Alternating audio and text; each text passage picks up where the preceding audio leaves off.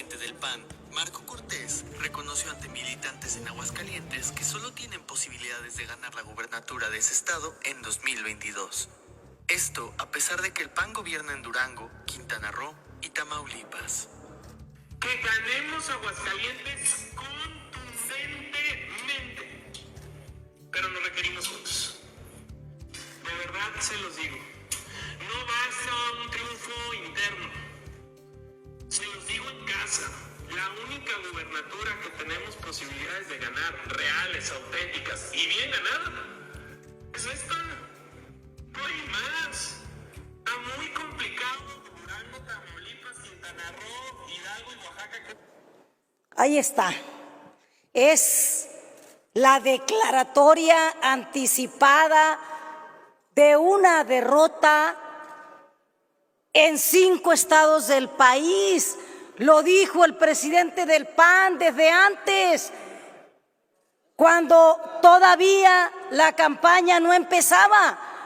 Pues ahora en la campaña queda claro que en la recta final no son 5, ya son 6 los que van a perder. Y yo les digo a mis compañeras y compañeros de Morena y de la coalición, juntos haremos historia. Hay que ponernos en los zapatos de ellos.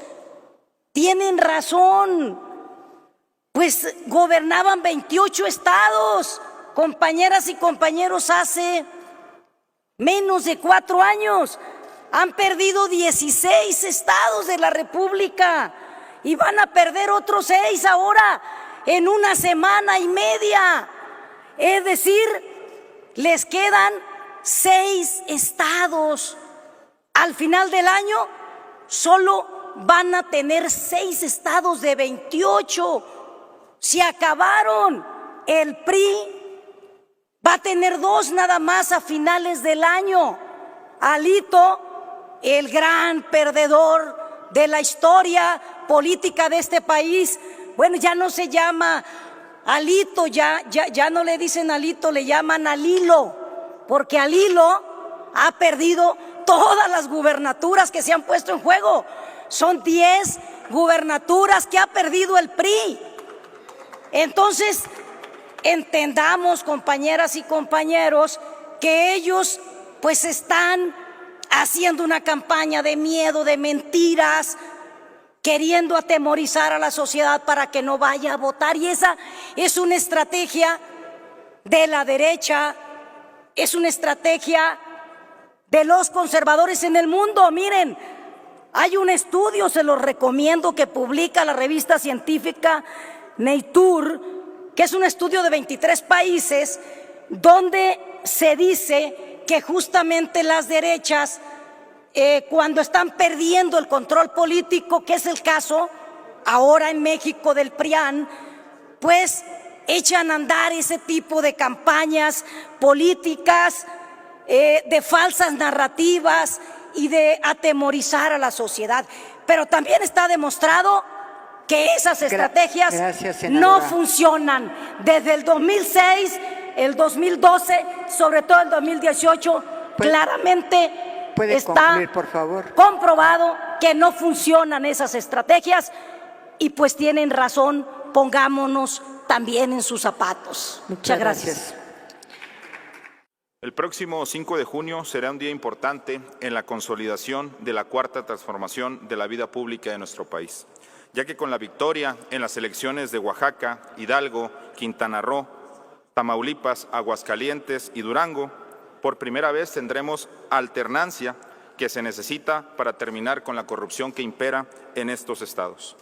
Es curioso ver cómo la oposición está echando mano de todo lo que tiene a su alcance para mantener sus privilegios, su poder político, su poder económico e incluso hasta la influencia que llegan a tener en los organismos supuestamente autónomos, como lo que es el caso del INE.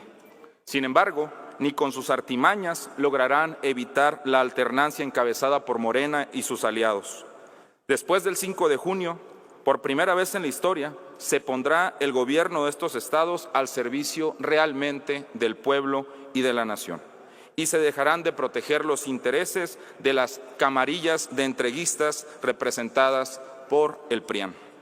Y con justa razón están nerviosos ante la inminente pérdida de sus privilegios. Tanta es su desesperación que ya existe injerencia de los gobiernos de los estados en estas elecciones, comprometiendo así el fortalecimiento para la democracia de nuestro país. Un ejemplo muy claro de ello es el caso de Tamaulipas, donde tenemos el caso de un gobernador panista, cabeza de vaca, que no pareciéndole suficiente las acusaciones que tiene en su contra por defraudación fiscal, delincuencia organizada y lavado de dinero, ahora se entromete en las elecciones del Estado, calumniando al candidato puntero Américo Villarreal y persiguiendo a diversos líderes opositores de su régimen corrupto. Otro ejemplo es el caso de Aguascalientes, donde la oposición ha enviado una candidata que es el vivo emblema de la corrupción y que su gestión como alcaldesa se caracterizó por la falta de transparencia en el uso de los recursos públicos. Por eso en Aguascalientes la opción es Nora Rubalcaba, quien por fin podrá terminar con años de corrupción de los gobiernos panistas que han estado al frente del Estado.